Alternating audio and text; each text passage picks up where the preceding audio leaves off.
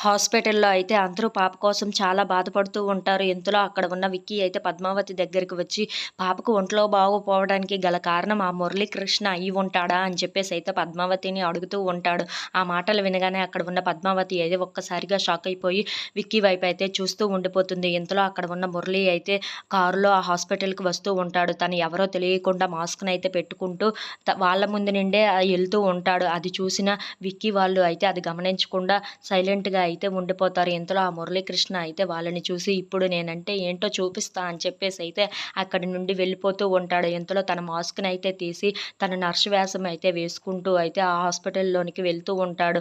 ఇంతలో అక్కడ ఉన్న మురళీకృష్ణ అయితే ఇప్పుడు నా సంగతి ఏంటో చూడండి. మిమ్మల్ని ఎలా బాధ పెడతానో, నేనంటే ఏంటో చూపిస్తానో అని చెప్పేసైతే అనుకుంటూ ఆ నర్స్ వేషంలో అయితే వేసుకొని త వెళ్తూ ఉంటాడు. ఇంతలో అక్కడ ఉన్న విక్కీ అయితే హలో! ఎక్స్‌క్యూజ్ మీ అని చెప్పేసైతే అంటూ ఉంటాడు. ఆ మాటలు వినగానే అక్కడ ఉన్న మురళీకృష్ణ అయితే ఒక్కసారిగా షాక్ అయిపోతూ ఉంటాడు.